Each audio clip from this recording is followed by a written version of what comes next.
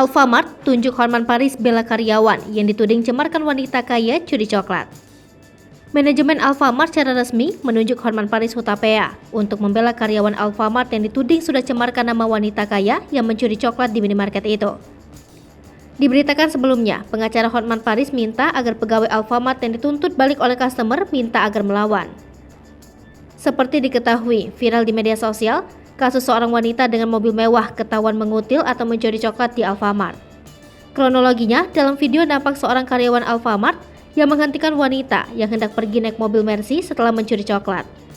Beberapa karyawan Alfamart mengambil coklat tersebut dan memintanya untuk membayar.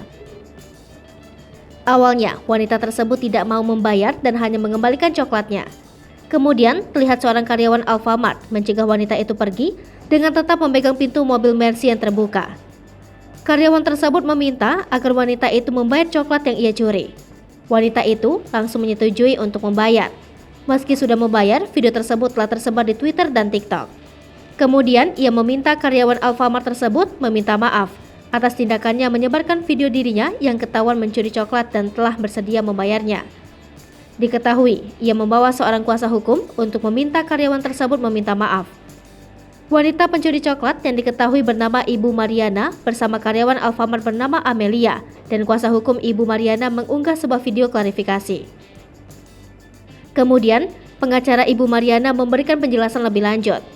Mewakili Ibu Mariana, sang pengacara juga meminta maaf pada karyawan dan manajer Alfamart atas kejadian yang terjadi dan kesalahpahaman antara Ibu Mariana dan karyawan Alfamart.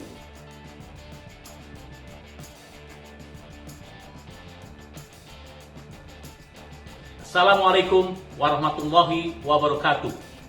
Menanggapi terkait peristiwa pencurian yang terjadi di toko Alfamart Sampora, Tangerang Selatan pada hari Sabtu 13 Agustus 2022 yang lalu, saya mewakili manajemen Alfamart menyatakan dan menegaskan bahwa perusahaan sepenuhnya mendukung karyawan kami yang berdasarkan investigasi awal menjalankan tugasnya sesuai dengan prosedur. Alfamart telah menunjuk kantor hukum Hotman Paris Hutapea sebagai kuasa hukum kami. Kami berharap kasus ini dapat menjadi pembelajaran bagi semua pihak agar menghormati hak setiap warga negara di mata hukum.